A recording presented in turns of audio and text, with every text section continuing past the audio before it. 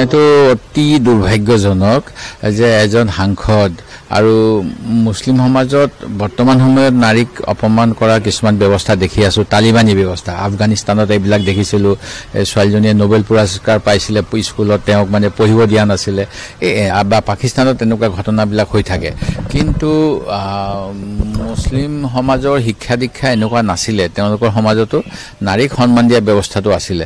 কিন্তু বৰ্তমান সময়ত ভাৰতবৰ্ষত জন্ম লাভ কৰা ভাৰতবৰ্ষৰ নাগৰিক প্ৰাক্তন সাংসদ জামিয়াত উলেমাই হিন্দৰ অসমৰ বিষয়ববীয়া এটা ৰাজনৈতিক দলৰ নেতাজনে যেনেকুৱা অশালীন মন্তব্য ৰাজহুৱাকৈ দিলে ই কেতিয়াও গ্ৰহণযোগ্য নহয়।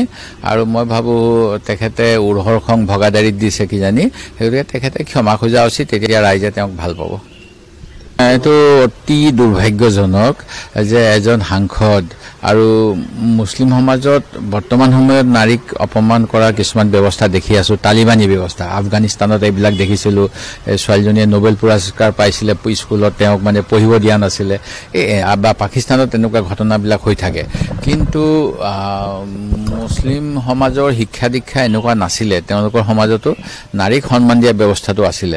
কিন্তু বৰ্তমান সময়ত ভাৰতবৰ্ষত জন্ম লাভ কৰা ভাৰতবৰ্ষৰ নাগৰিক প্ৰাক্তন সাংসদ জামিয়াত উলেমাই হিন্দৰ অসমৰ বিষয়ববীয়া এটা ৰাজনৈতিক দলৰ নেতাজনে যেনেকুৱা অশালীন মন্তব্য ৰাজহুৱাকৈ দিলে ই কেতিয়াও গ্ৰহণযোগ্য নহয়।